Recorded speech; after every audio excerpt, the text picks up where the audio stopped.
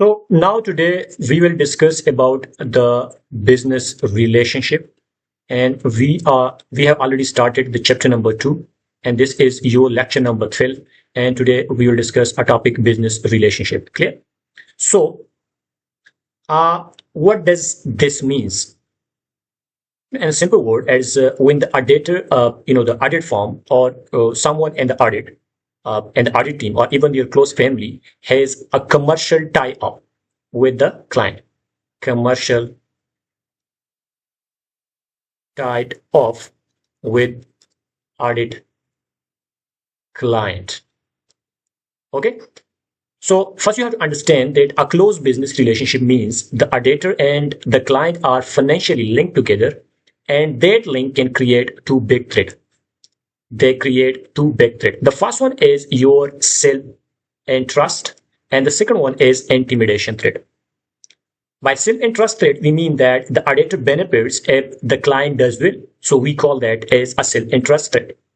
While the intimidation threat, because of the client knows the auditor is dependent on that relationship and can pressure them. So we call that as your intimidation threat. So think about it this way. If you and your audit client are a business partners, and anyway, your independence is gone, you will naturally want the client to succeed and you might hesitate to challenge them. Okay. Now here we have some example, and the first one example is related to the joint venture with a client. This means that suppose your audit firm invests in a joint project with the client. Maybe you both own shares in a new company together. Now, if that client's financial statement look bad, your own investment suffered, and that is a clear self-interest threat. The second one here we have example is combining one or more product or services of the firm with one or more product or services of the client. Let's say your firm sell accounting software, and you bundle it together with a client product. Suddenly, your sale depend on their success. If they fail, you fail. And that is another business relationship that destroy independence. Now here we have a third example, that is a distribution and marketing arrangement between the firm and the client for a joint product or other product and services. For example, let's imagine your firm agree to distribute the client product, or the client distribute yours. Again, your financial success is tied to others. You both have linked. Your financial success is tied. And that is a business relationship creating both self-interest and intimidation threat.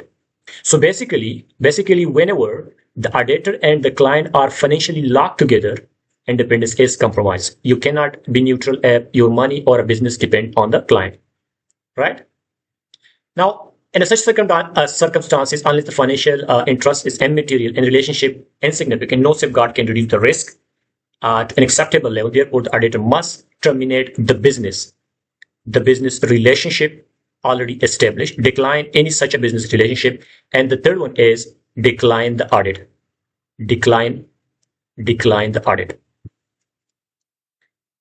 So let me give you a practical, practical life story or practical life analogy before we understand that what must auditor do. Okay. Suppose you are a student auditing your friend's shop, but at the same time you are also selling, your own product through that shop. This is a shop, and you are auditing this shop.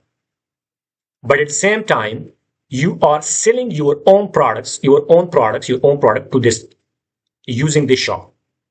You are selling your own products through that shop. Will you ever report honestly if their accounts look weak? Probably not, because your own sales depend on them, and that is exactly the problem.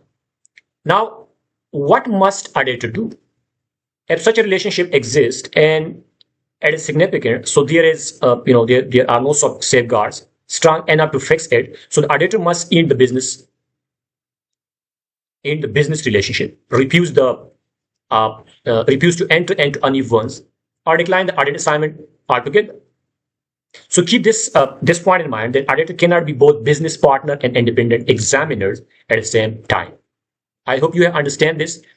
So let me recap it, that a close business relationship means the auditor and client are financially tied together through joint venture, combined services, or distribution deals. This creates self-interest and intimidation threat, what we have discussed earlier. If the relationship is significant, no safeguard can protect independence, and the only solution is to terminate the relationship, or refuse new ones, or decline the audit. So this is all about the business relationship and the related, the threats and the example we have discussed very clearly. And the next lecture we'll discuss the other topic. Thank you for watching.